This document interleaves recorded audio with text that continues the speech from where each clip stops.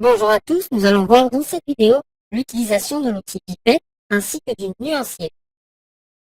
L'outil pipette raccourci I va nous permettre de sélectionner des couleurs, le premier plan et l'arrière-plan également.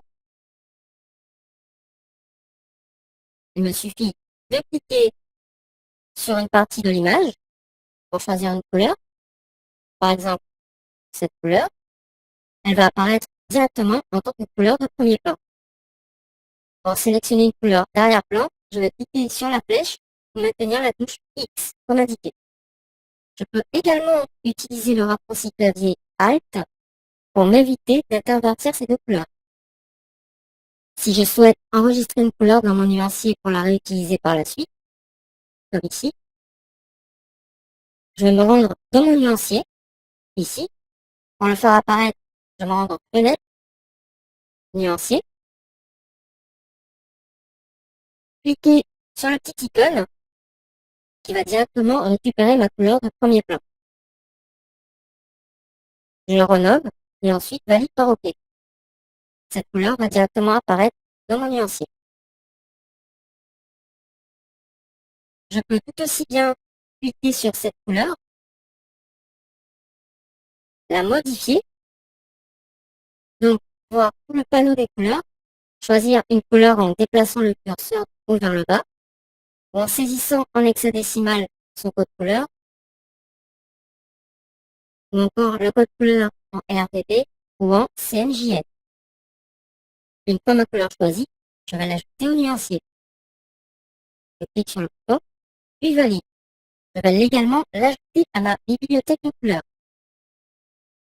Voici ma couleur, avec autour tout un panel d'autres couleurs. Je valide par OK.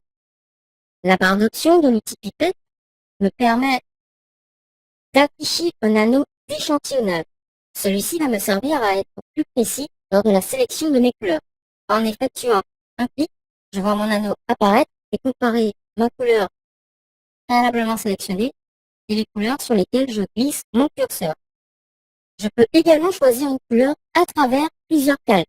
Voyons comment cela fonctionne, je crée un nouveau calque que je vais remplir de violet ou plutôt de noir.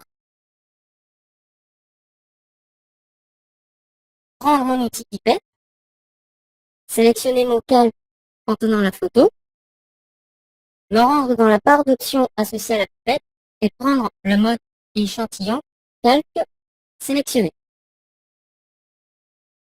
Là, je vais me positionner sur une partie de l'image et je vois que la couleur associée correspond bien à celle disponible sur mon image et non pas le noir.